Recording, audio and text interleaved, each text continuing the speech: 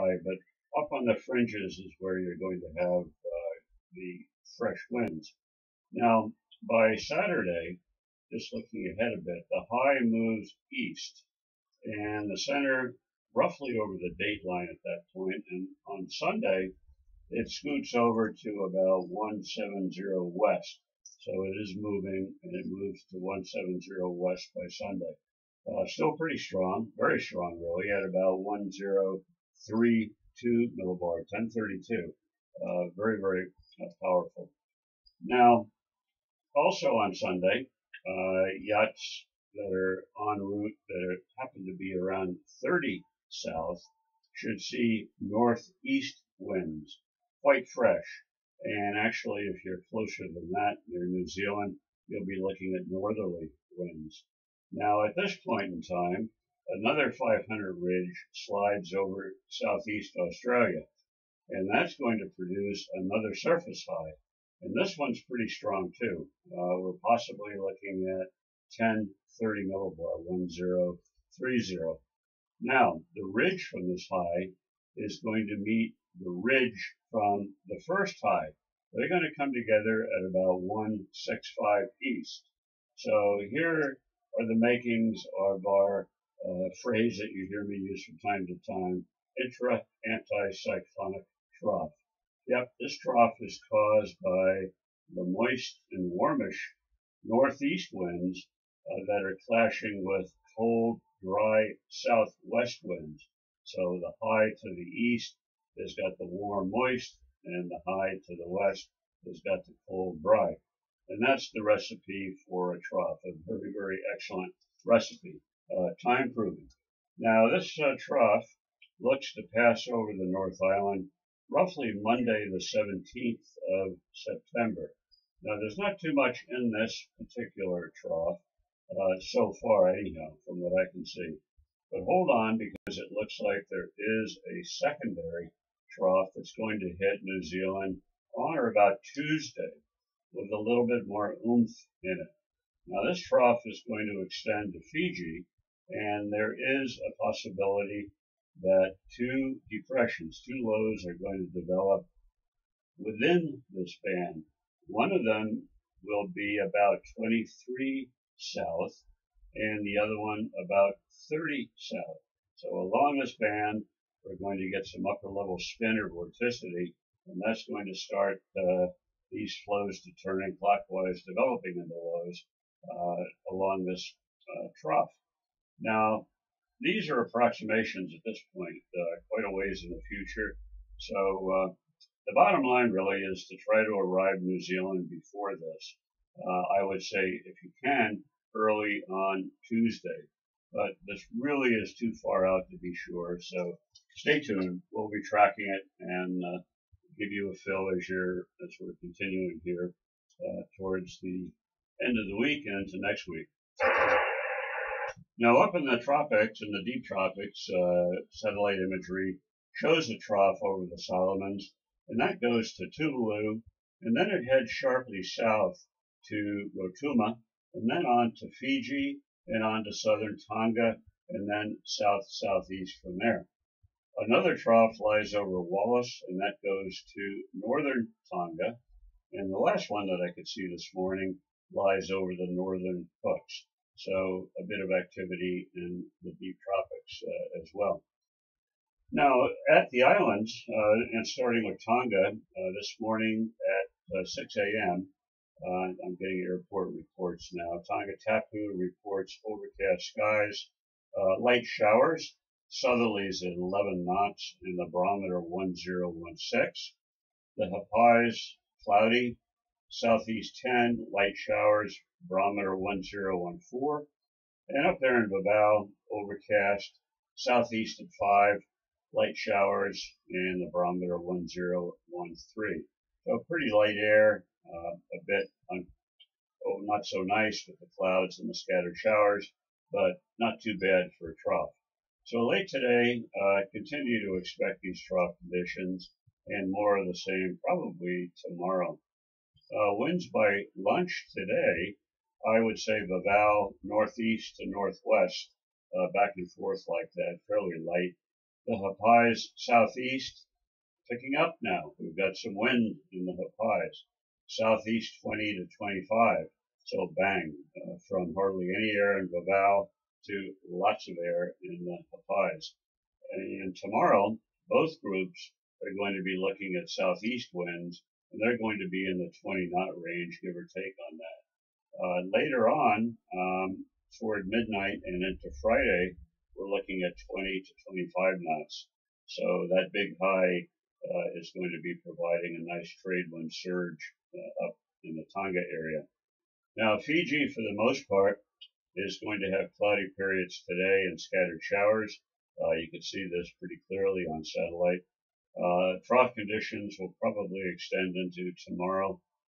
Winds mostly southeast, getting up to about 20 knots. Tomorrow, a bit of a shift to east-southeast, 20 to 25. And again, all thanks to the strong high that's over New Zealand. And Friday, a little bit more wind, also 20 to 25 knots. Now, here are some early morning airport music reports for Fiji. Savu Savu, showers, southerlies 5 knots, the barometer there 1014. Suva, southerly 5, rain, barometer 1014. Nandi, south at 5, scattered to broken there, and the barometer 1012. And Taveuni, southeast 12, and scattered to broken, barometer 1011.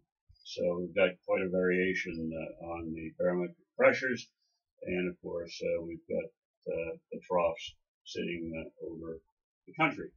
Moving over to Vanuatu, they show a mix of cloud bands and fair skies. It's a little bit of everything. The old trough is quite broken up today, so expect this sort of mix of weather with brief showers from time to time for Vanuatu. For the most part, southeast winds 10 to 15. The sea is about 1.5 meters out in the open water. And tomorrow, southeast to east-southeast winds in the 15-knot range. Some areas may get up to about 20 knots. And partly cloudy for our area in New Caledonia, the southern lagoon there. Winds southeast about 10 to 15. Fairly light for most of the day, really. Tomorrow, easterlies, I'd say about 10 knots, picking up maybe to 15 knots by lunchtime. And Friday, partly cloudy now, east to east-southeast, around 15 knots. And come the weekend, I think we could expect cloud and showers with easterlies, probably about 10 knots. So the weather starts to deteriorate a little bit by the weekend. Not very strong winds, which is good, but there goes your suntan. And that's about it from me. Questions or comments come now. The folks that are on passage, I think I've mentioned most of that, but by tomorrow, those of you that are between 20 and 22 south, expect 20-knot winds in the mean, and they could be higher than that in the gusts. As you get closer to 25 south tomorrow, again about lunchtime, the wind lightens a little bit to about 15, maybe 15 to 20, and you're getting closer, of course, to the center of the high. The direction? The direction there will be east to east-southeast, and that's 25 to maybe 28 south. Along about 30 south, the winds are almost due east. And then when you get south of there, based on the isobar shape, the winds are going to back to become northeasterlies. And that's all tomorrow. I don't think anybody's that far south yet. No.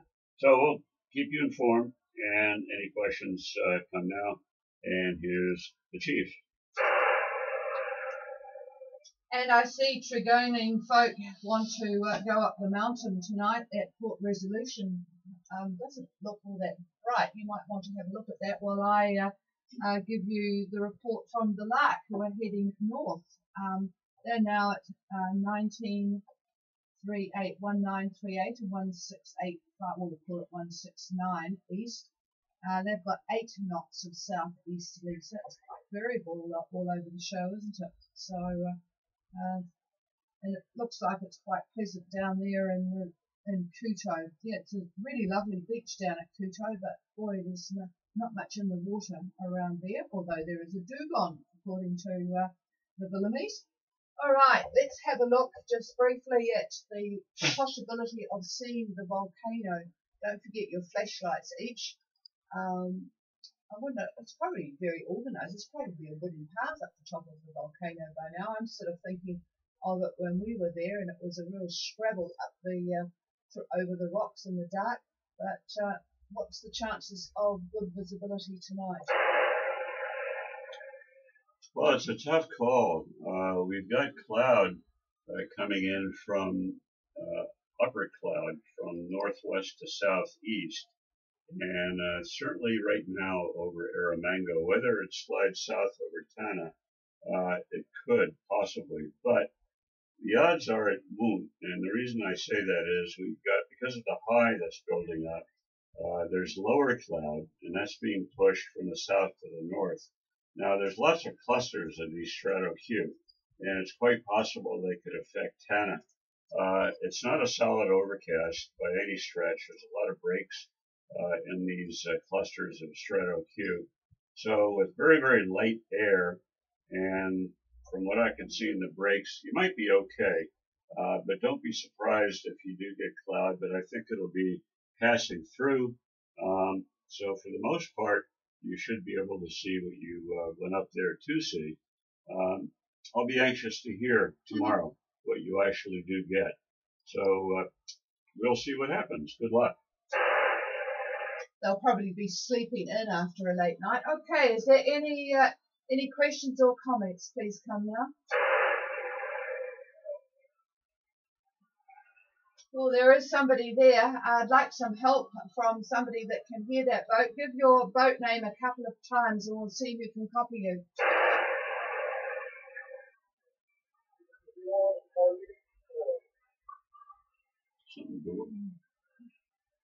Well, I almost got that, and whilst people are thinking, just to let the Whistler folk know, oh, you would have seen that anyway from the video, I need a relay, folk. We can't help you if you can't help us, so try, could somebody try and tell me who that is and what they need?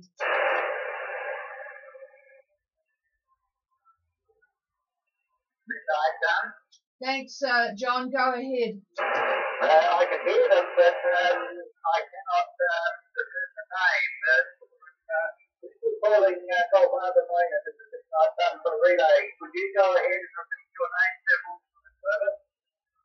This is Irina of Hall. Irina of Hall. Oh, I've got them now. Irina of Hall. Thanks, John. Yes, it was really hard to copy you. I'll just tell David where you are, Eric. You are at 2139 and it's a bit confusing here, 168 by the look of it, heading from, anyway, from Boise, we were talking about that before, to Anisham. So, go ahead with your question, Eric, over.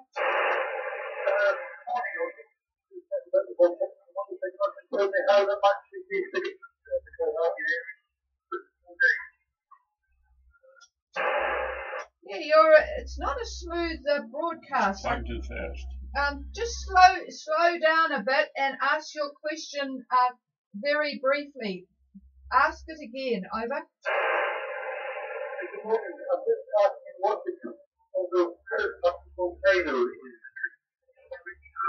Oh, I see. Yes, just the volcano trip. When you go into Port Resolution there, but this is in Tana, but I think you're going to Anisham.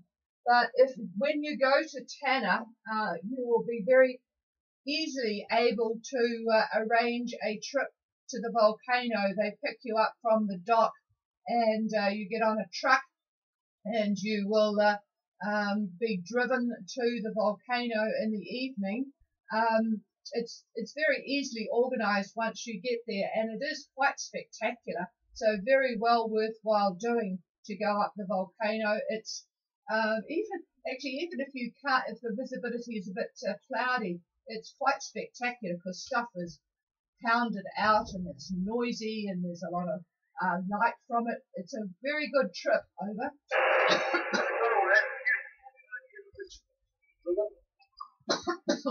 I'm not sure what it costs. I guess we'll find out from Tregoning, because we are quite out of date, because it was a long time ago that we were there. But if somebody's got an up-to-date cost for that trip, let me know. Was there anything else, Eric?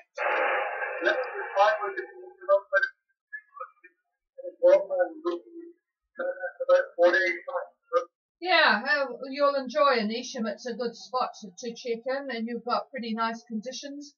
Southeast 8 to 12 I see, and 1 metre seas.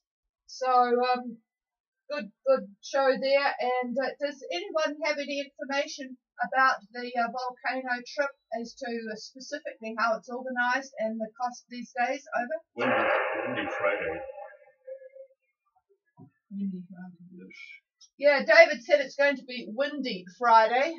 So if they arrive Easterly 25 knots. Easterly 25 knots, that's be a pretty sporty trip from Anisham to Tanna, but it'll be fast. Well, you might want to wait a day or so, but anyway, we'll keep in touch. All right, nothing heard from anybody. One final call. No, we'll leave you all in peace. We've actually got only about 30% cloud cover now, and we've got some shadows. So the sun is finally breaking through here at Gulf Harbour Radio. The frequency is now all yours, and we'll be back tomorrow. And hopefully, I won't hit the wrong button, and the streaming will be continuous from the start. Sorry about that, folks that are listening on streaming. And just to let the others know, if you do want streaming, just go to our website, ghradio.co.nz, and click on streaming. And when I don't hit the wrong buttons, you will be able to hear us probably easier than you can hear on the radio. Cheers, everybody. Have a good day. What an